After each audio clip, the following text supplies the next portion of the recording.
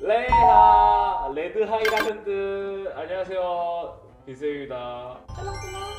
오늘 게스트는 저번 주에 우리 건영이가 맨날 울상형. 울상이라고 했는데 그때 웃기는 했지만 건영아 나는 울상인 거 잘 모르겠어. 그리고 울상이냐고 카톡 와가지고 혼날 뻔했어. 울상은 아니지만 웃는 상인 우리 오늘 민주 나와보도록 하겠습니다. 레하. 레하. 첫 번째 광고입니다. 제가 할게요. 오케이. 첫 번째 광고. 사회적 거리두기가 여전히 1단계인데 확진자 수는 올라갔다 내려갔다 아직 한다고 합니다. 언제부터 교회 오는지 궁금한 친구들은 선생님들끼리 회의를 통해 알려주신다고 하니 그때 이제 교회 언제 오는지 알고 교회 오시면 됩니다. 오늘만 해도 150명이래요 친구들. 학교 맨날 가는 거 선생님들한테 우리 150명이라서 불안해서 못 살겠다고 말하면은 학교 안 갈 수도 있어. 근데 나는 집에 오기 싫은데? 자, 두 번째 광고입니다. 대면 신방이 시작을 했어요. 연락 잘 받아요. 줌으로 할 수도 있고 진짜 만날 수도 있으니까 꼭 연락 잘 받아요. 자, 세 번째 광고입니다. 요 큐티집 배달 시작했습니다. 이제 벌써 10월 말이고 이제 11월 달 거 이제 또 배달할 건데 혹시 준이 현민이한테 소식 배달해줬니? 이현민 네가 가서 챙겨 이 자식아. 그리고 꼭 다들 큐티 꼭 하세요. 매일매일 매일매일 해요? 전화줘. 오, 오늘 말씀 어딨어요? 자, 네 번째 광고입니다. 우리 저번 주에 제가 한번 얘기했었죠. 영상 촬영하고 싶은 컨텐츠들 우리 생각하고 있다고. 우리 친구들이 좀 도와줘야 돼요. 도와주고요. 그러면 오늘도 도와드려. 부르면 나옵니다. 다섯 번째 광고입니다. 다음 주 기도 누구죠? 신승 드디어. 기도의 최고 멋쟁이. 자, 저번 주에 말했던 것처럼 말씀 위주로 기도 짜오면 돼요, 승수. 광고는 돌림판 돌리도록 하겠습니다. 자, 돌려. 돌림판. 자, 다음 주 광고는요. 누가 했죠? 바로 기도의 동생 신이수. 다음 주는 신영재가 함께한다. 다음 주 예배 너무 기대된다. 아. 승수가 저한테 연락 와가지고 누나 나 요즘 복싱 너무 멋있어 승수 칭찬해줬죠. 자, 아무튼 오늘 광고는 여기까지입니다. 다들 코로나 계속 아까 말한 것처럼 들쭉날쭉하고 있는데 마스크 꼭 착용하고 이제는 안 착용하면 큰일 나요. 얼른 보내요. 지금 날씨도 많이 추워졌으니까 이제 슬슬 패딩 꺼내도 될 것 같아요. 우리 오늘 얼어 죽을 뻔했어. 너무 추워. 아무튼 다들 오늘 예배 잘 드리고 다음 주에 만나요. 안녕.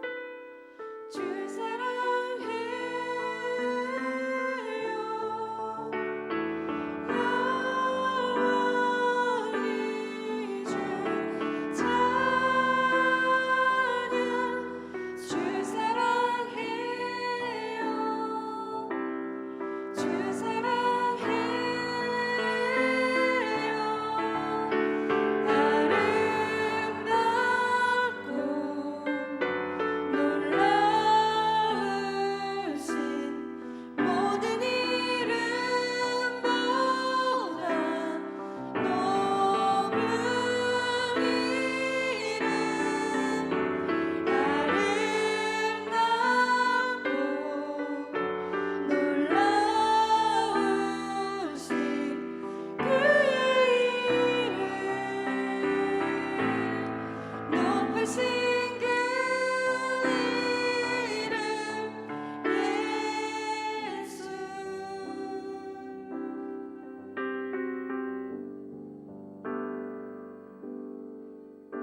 아름답고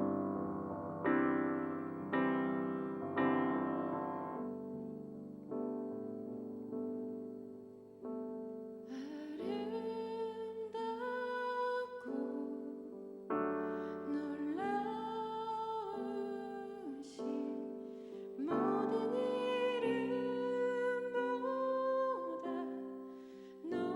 높은 이름 아름답고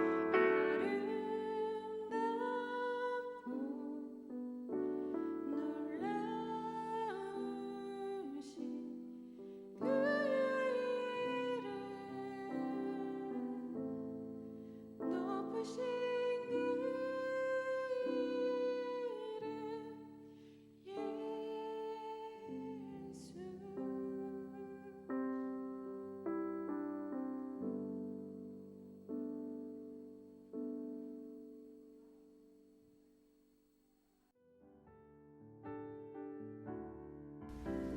사랑이 많으신 하나님 아버지, 오늘도 각자의 자리에서 예배하게 하심을 감사드립니다. 살아가는 가운데 주님의 길을 따라가게 해주시고 그 길을 찾기 위해 주님을 깊이 생각할 수 있게 해주세요. 주님의 길을 믿고 그 길로 굳건히 나아가게 해주세요. 언제 어디서나 믿음을 잃어버리지 않고 주님은 바라보며 나아갈 수 있는 주님의 자녀 되게 해주세요. 예수님의 이름으로 기도드립니다. 아멘.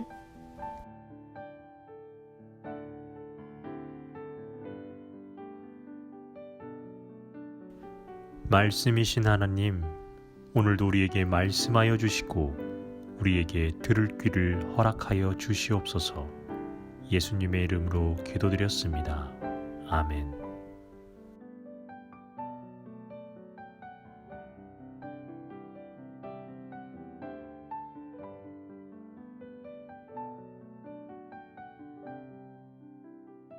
그러므로 함께 하늘의 부르심을 받은 거룩한 형제들아, 우리가 믿는 도리의 사도이시며 대제사장이신 예수를 깊이 생각하라.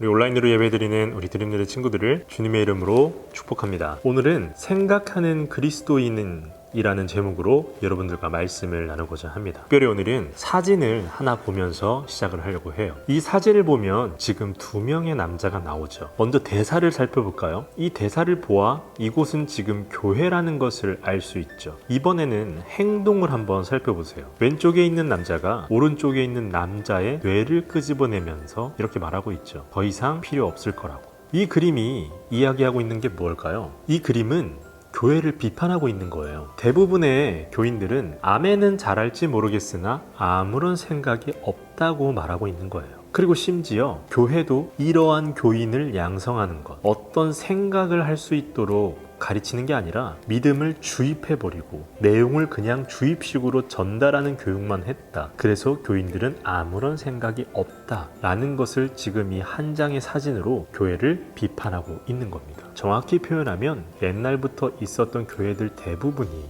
이렇게 해왔다라는 거죠. 그런데 문제는 말이죠. 이렇게 신앙교육을 받은 사람들은 어떤 순간에 직면하게 되면 와르르 무너지는 경험을 하게 돼요. 그때가 언제일까요? 그것은 고난을 당할 때, 어려움을 당할 때예요. 아주 오래전에도 이와 같은 일이 있었어요. 그 사람들은 히브리서를 처음 읽었던 사람들입니다. 히브리서를 누가 쓴지는 잘 몰라요. 많은 학자들도 여러 가지 후보는 있으나 이 사람이라고 한 명을 꼽지는 못해요. 그러나 이 히브리서를 왜 썼는지 이 원인을 먼저 파악을 해보면 히브리서가 기록된 그 당시에 굉장히 박해가 심했어요. 예수 그리스도의 복음을 믿는다는 그 이유 하나만으로 굉장한 핍박을 받고 있었다는 거죠. 그 박해가 너무 심해지자 그들은 자신의 믿음을 버렸죠. 그래서 히브리서를 쓴 사람은 이들이 믿음을 버리지 않고 다시 그 믿음을 갖도록 하기 위하여 편지를 쓴 거죠. 히브리서를 잘 읽어보면 1장부터 13장까지 예수 그리스도에 대한 이야기, 예수 그리스도에 대한 설명이 계속해서 이어져요. 그중 오늘 본문으로 삼은 3장 1절에는 이러한 말이 나와 있죠. 우리 다 같이 한번 읽어볼게요. 그러므로 함께 하늘의 부르심을 받은 거룩한 형제들아, 우리가 믿는 도리의 사도이시며 대제사장이신 예수를 깊이 생각하라. 아멘. 방금 전에도 이야기를 했지만 히브리서를 처음 받아서 읽는 사람들은 굉장한 핍박을 받고 있었던 사람들이에요. 그 사람들은 예수 그리스도의 복음을 믿었다는 이유 하나만으로 핍박을 받자 대부분의 사람들이 그럼 이제 저 예수 안 믿을래요 하고 떠났다는 거예요. 그때 히브리서를 쓴 사람, 이 사람이 한 말이 바로 뭐냐? 예수를 깊이 생각해 보라는 거죠. 오늘 본문에 등장하는 이 생각하라, 이 단어는 우리가 그냥 너가 한번 생각 좀 해봐, 이 정도의 생각이 아니에요. 정말 유심히 살펴보라는 거, 하나하나 낱낱이 보고 분석해 보라는 정도의 생각이에요. 아주 깊고 깊은 생각을 이야기를 해요. 예수 그리스도에 대해서 깊이 생각해 보라는 거예요. 그가 어떠한 삶을 살았는지 한번 생각해 봐 라고 이야기를 하고 있는 거죠. 예수님의 삶을 여러분도 알고 있지 않나요? 4개의 복음서가 동일하게 말하고 있는 것. 예수님은 하나님의 나라를 선포하셨고 하나님의 나라의 백성으로서 많은 사람들을 초대하셨어요. 여러분의 삶을 바꿔야 됩니다 라고 계속 선포하셨어요. 그런데 이러한 메시지가 당시 주류 사회에는 맞지 않았고 심지어 거북하게 들었어요. 그래서 당시 종교와 정부가 하나가 되어 예수님을 잡아서 십자가에 매달았죠. 요즘 표현으로 말한다면 교회와 정부가 하나가 돼서 예수님을 체포했고 심지어 죽인 거예요. 이것을 다른 방식으로 표현하면 하나님의 나라를 선포하는 저 메시지를 억압하기 위해 세상의 방법으로 하나님 나라를 억누르려고 했던 거예요. 예수님이 십자가에 달리셨을 때 그 세상의 사람들은 그들 자신이 이겼다고 생각했을 거예요. 그러나 하나님은 예수님을 다시 살리셨죠. 우리는 이것을 부활이라고 말을 하죠. 부활이 가진 의미는 세상의 방법이 아닌 하나님의 방법이 이긴다라는 이야기예요. 십자가까지만 본다면 세상이 이겼어요. 그러나 부활까지 본다면 결국 세상의 방법은 하나님의 방법 앞에 무릎을 꿇는다는 것을 말하고 있는 거죠. 히브리서를 쓴 사람은 이것을 이야기하고 있는 거예요. 이것을 생각해 보라는 거죠. 우리가 구주로 믿는 예수 그리스도를 한번 깊이 생각해 보라고 이야기를 하고 있는 거예요. 그래서 히브리서 저자는 고난을 받고 있는 이 사람들을 위로하기 위해서 오늘 본문 앞에 언급되는 2장 18절을 보면 예수님도 고난을 받으셨다. 그렇기 때문에 고난을 받고 있는 우리를 도우실 수 있다 라고 이야기를 하고 있는 거예요. 다시 말하면 예수님도 고난을 받으셨기 때문에 고난 당하고 있는 우리 마음 잘 알고 계시고 우리를 돕고 계신다라는 것, 이것으로 그들을 위로하고 있다라는 거죠. 그래서 믿음을 버리지 말고 이럴 때일수록 더욱더 예수를 깊이 생각해 보라고 권하고 있는 겁니다. 신약 성경을 쭉 읽어보면 예수님에 대한 설명이 아주 체계적이고 논리적으로 잘 되어 있어요. 우리가 읽지 않아서 또는 읽어도 무슨 말인지 몰라서 그 체계적인 설명을 이해하지 못하는 거지, 신약 성경을 처음 읽었고 처음 내용을 들었던 사람들은 그것을 통해서 신앙을 쌓기 시작했죠. 그리고 오늘날 우리에게까지 그러한 내용이 왔다라는 겁니다. 이들은 어떻게 그것이 가능했을까요? 이유는 생각했다는 거죠. 어떻게 이 믿음의 공동체가 믿음을 잃지 않고 핍박과 환난 중에서도 계속해서 신앙생활을 할 수 있을까? 기도하면서 생각도 했다는 거예요. 그래서 사람들에게 예수 그리스도의 복음을 설명할 수 있었고 전할 수 있었고 오늘 우리에게까지 올 수 있었던 겁니다. 하나님은 우리에게 생각할 수 있는 두뇌도 주셨어요. 특히나 우리가 복음을 전한다고 할 때 그냥 믿으라고 믿음만 강요할 게 아니라 우리는 우리가 전하는 복음을 설명할 줄 알아야 돼요. 이것이 왜 복음인지, 그리고 왜 이것을 믿어야 하는지 설명할 줄 알아야 우리는 전할 수 있어요. 이것이 어떻게 가능하다고요? 생각해야 한다는 거죠. 우리 청소년 여러분, 무조건 아멘하지 마시길 바랍니다. 여러분이 크게 아멘하는 것이 겉으로는 좋아 보여요. 그런데 정말로 내가 마음속 깊이 아멘이 돼서 아멘하는 것은 괜찮은데 마음속 깊이 아멘도 안 되는데 겉으로 그냥 아멘을 해버리면 그렇게 쌓은 신앙은 언젠가는 무너져요. 우리는 우리의 구주이신 예수 그리스도를 깊이 생각하면서 믿는다는 것이 무엇인지, 믿는 자는 어떻게 살아야 하는 것인지, 우리가 어떻게 신앙생활을 해야 되는 것인지, 특히나 코로나19 상황 속에서 우리는 어떻게 예배해야 되고 어떻게 기도해야 되며 어떻게 말씀을 듣고 나누어야 하는지까지 생각해 봐야 돼요. 그리고 그렇게 우리의 신앙을 하나씩 하나씩 세워 나가야 합니다. 이렇게 해야만 우리는 건강한 신앙인이 될 수 있습니다. 그러므로 우리 드림레드 청소년 여러분, 예수 그리스도에 대해 끊임없이 생각하는 신앙인이 되어 건강한 신앙을 전파하는 하나님의 사람들이 되시길 주님의 이름으로 축복합니다.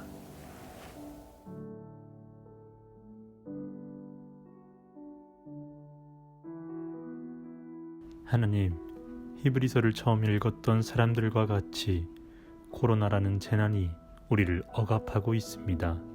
이럴 때일수록 예수를 깊이 생각하며 우리의 신앙을 다시 한번 정립할 수 있도록 이끌어 주시옵소서. 예수님의 이름으로 기도드렸습니다. 아멘.